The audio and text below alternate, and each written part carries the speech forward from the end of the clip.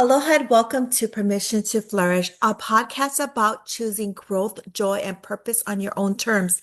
I'm your host, Jay Cornell, and I sit down with leaders, creatives, and everyday visionaries who's given themselves permission to pause, pivot, and pursue what truly matters. These conversations are real, heartfelt, and here to remind you, you don't need permission.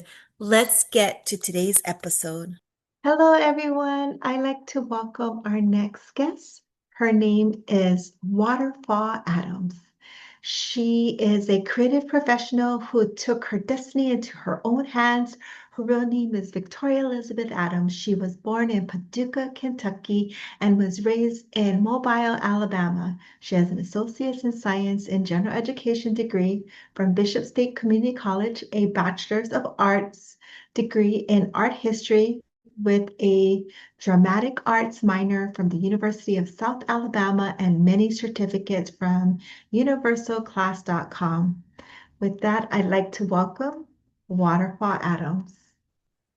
Waterfall, thank you so much for joining us today on the Permission to Flourish podcast. For those who are meeting you for the first time, could you tell us a little bit about yourself and what you do? Well, my pen and stage name is Waterfall Adams.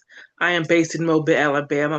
I'm a creative professional. I self-publish to at least poetry books right here.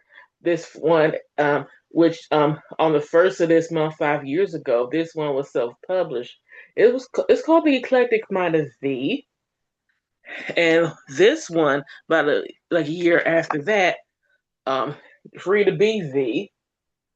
They both can be found on um, Amazon or other outlets in paperback and ebook formats. And I'm trying to get the audiobook version together. And I'm trying to get them on other outlets. If they're not on there, I'll put them on there. And I'll have many other works I'm working on. Like for example, make money while sitting on your ass, which is the ass is spelled a United States of America dollar sign dollar. So I'm trying to get that finished. And I'm also working on some other literary works. They're more like the two I'm talking about right now. They're like the first fictions I ever worked on. At first, with my literary career, I thought I would never have any like fictions to publish until now. The first one I'm talking about is called Poetry Peril. It might have some mystery, might have some horror, might have some fantasy, but it might have some spoken word poetry. And the second one is called Noel Nuptials, from elopements to formals, like Christmas weddings, like during that time of year, the weddings were just so beautiful. It's just probably like different, kind of like maybe like short stories, like different couples, like a couple, like their Christmas wedding had like the simplicity of an elopement or the glamour that's like a formal, if you catch my drift. I like that. That is great. I love it. Thank you. What first inspired you to become an author and a storyteller? Well, I always have wanted to write a book one day. It is one of the things that I can do with my degree. For example, after high school, I went to Bishop State Community College, and then I transferred to University of South Alabama, where I got a bachelor's in art history with a minor in dramatic arts. It is one of the many things I could do with my degrees. I have worked so hard on it, and also I have wanted to write a book one day. I just had to research how to go about it, especially in the times that I live in, which is more digitalized. Like with the internet, self-publishing seems to me more an easy thing for me to do, even though it do have, depending on the self-publishing agitator, it do have its guidelines. And I am also like a freelance writer. I have written articles and also, I have two blogs, and I'm trying to adapt one of my like poems, even though they're featured in the books that I have just shown. I'm trying to adapt into stage and screen. I'm just learning how to do it. That is amazing. You are well on your way. Thank How you. has your career evolved from your early creative writing to where you are now? Like early creative writing, I've as time went on, I saw like more options of what I can do with my creative career. Like there's this book from Carrie Oppenberner called it's about how like your book's not your business card, or you can turn your book into 18 streams of income. I heard of 7 or 9 streams of income, but 18 streams of income. Oh, I gotta get this book. There's Right. just so many things I can do. Like for example, like I just said, one of the poems I just well, since it's Black History Month, it's called We Have to Dance. It's about like the history of African American dance that goes start off from Africa to like the digital age that we live in now. And also with this, if I'm gonna do like the adapt it on stage, that's kind of like the challenging part of like how I'm gonna go about it. Either I'm gonna go about like like the Nutcracker and like if Alvin A like dance theater, you don't really hear that much like dialogue in the dance theater. You just see the dancing, or like a musical like there's gonna be singing, dancing, dialogue, and also like with screen, also trying to learn how to write a screenplay. And also with poetry pair, oh, my third book I'm trying to finish up, I might turn that maybe like a webinar or something, like what how I could do it, turn that into streams of income. And also those other two fictions I can adapt that into other media. I love the passion that you have. Thank What you. advice could you give to someone who's just starting and they're looking to write for the first time? Like write a book for the very Write a first book, time yes. is do your research, because there are scams out there that some that have been around since the beginning of time and some that just new that we have not known about yet. And, as you were talking about your books, how did you come up with the theme or the title for your first two books that you shared? Well, well, with my first book, some of those poems are just a collection of some poems that I did like spoken word on when I was at South, and others like after I graduated, I wrote in some more to kind of fill it out so the book won't be too short. And okay, make sure it's not like too short or whatever. And I had this collection of poems. I just didn't know what to call the whole book. I had or like a have like a title in mind. Well, since the book the poems about different concepts and themes, and also like the word that means different things is eclectic. So the eclectic mind is easy. I love that. And as you're writing, could you just like share like your typical day as an author and you're being creative? Because a lot of us we write differently, we process things differently. How is a typical day for you as you're starting to write? Well, it usually depends on the day. If I have a thing to write about, I write. If I don't, I don't. Maybe like the kid, like go outside, like in nature or whatever, or go outside, have fun, do things. It gets the creative juices flowing at times. Yeah, it's hard to just like pinpoint that one when you're gonna have because sometimes you get that writer's block and sometimes it Yeah. just free flows. Oh, and in-depth research that has like certain genres like require in-depth research. Like Yes. for example, like I'm also thinking about trying to work on another book. Um, it's called Cloud Killer. It's a true crime book. It's about the case of Kwame Wilson Yolanda Holmes. And another book called Ken and Mike. I'm trying to build that book to like all ages. It's Mhm. called Ken and Mike, the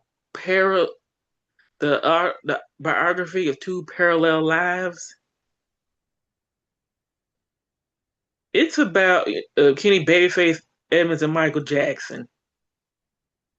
Yeah, I've not heard that. That is amazing. Like, I need to go look up on that. So, yes, Yeah, research. yeah, I need to do like a graphic. Yeah, that one might be a graphic novel. Okay. Yeah. Oh my gosh. That I can't wait to, get your books that you have on Amazon. So I'm going to ask you to drop your links, and then that way when social media. I'm they gonna can post it. oh, yeah, I'm gonna drop that in the comment section right now. I like a link tree link. I like Okay. that link because it features like subtitles and Uh-huh. I mean not subtitles but social medias. Oh, nice. Okay. And then where you can find your And so book. and like other works, I have written articles on different websites like Hub Pages and Medium.com. And I also have done like have do freelance work on Upwork. I did that before. It used to be like the sites used to be like Odesk or Elance, and then that came the merger that we know now as Upwork. And also, I'm trying to get a gig on Fiverr together as well. I'm trying to find that link so I can see. Oh, here it is. Yeah. All right. I hope it goes through. Yep, got it. Thank you. And I'll make sure You're that the welcome. team posts it with the video as well. Thank you. Absolutely. So the name of the podcast is called Permission to Flourish. And so when you hear that phrase or those words, what does it personally mean to you at this stage of your life? Well, you don't have to ask permission from anybody to flourish in whatever it is you want to do in life.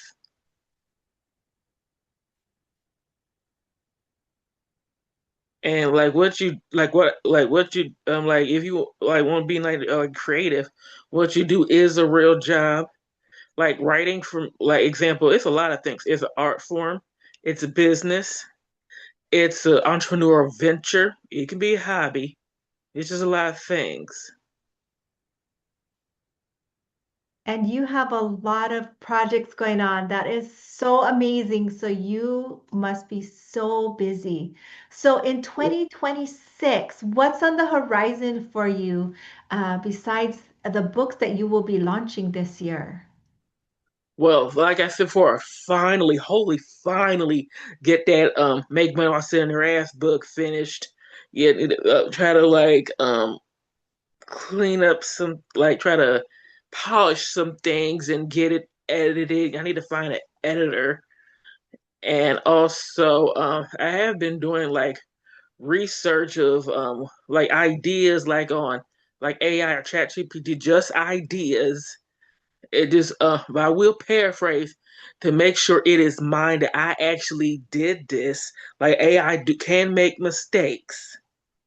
Like I like this is the original work of Waterfall Adams, and also maybe maybe read some more books about like getting my acting career started. I do have like performing acting experience. I have performed some of these poems on like open mic nights, and I'm trying to raise money for like a lot of things. Like try to get my own poetry show together and other things, and also like book readings and book signings. I need to order more author like the paperback copies of my books to like sell, and some could be like given away in like contests or some I can give as gifts.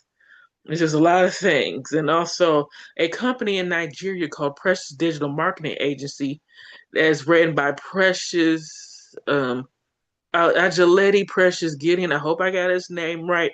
Okay, he been helping me out with the marketing promotion of my books. He created my Waterfall Adams logo, and there's more things we're trying to work on, like the marketing promotion of my third book and other things. Maybe to get my own website together. There's a lot of things. You are on the right path. You're very ambitious. You're a creative writer. You are in the right spot, and just divine timing is right where it is. And that's what I love for everyone. And you had mentioned something about being a creative professional. Can you share a little bit about what that is? Like I do one more creative thing. I do like sing, I act, I dance. I do want to do like my own like comedy skits on YouTube, and also maybe like direct and produce. He's learned how to do that more, special model. It's just like read more books that how like more recent books like in the times that I live in, like more like relevant, you know. And I've been reading this book. It's like the writing, what's that, sci-fi horror, horror and like fantasy for dummies, and also for dummies books. I want to get like romance, like for example that what's that Noah Nuptials book. It's like a romance, but how I'm gonna go about this romance? Is it gonna be something like you will see at like Hallmark Channel or some of the little spice, if you know what I mean? Uh-huh. Yes, absolutely. I see that you could actually help write those kind of things for like a TV show or a series because you have that creative flow going for you. So before we wrap up, is there anything you'd like to, like a last words or you'd like to share with the audience? Yes, give credit where it's due or they will sue. Like for example, of my second book, it has some quotes by like well-known people. All credit goes to those well-known people. Like either they sue or like their estate would sue, unless their quotes is in the public domain. Absolutely, absolutely. Make sure, and that's one thing that's very important for anyone that's writing. Make sure if you quote anyone that you put them in the footnotes or you give them credit first, last name, where you got it from, because it's so important. So Yes, it is.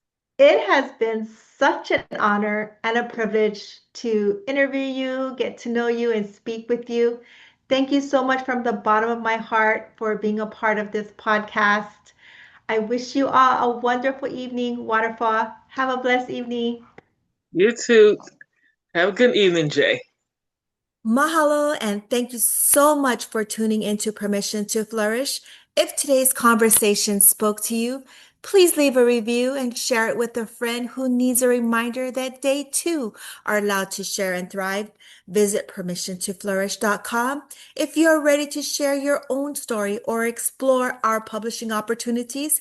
You'll also find free resources and inspiration to help you say yes to your own flourishing journey. Until next time, keep flourishing.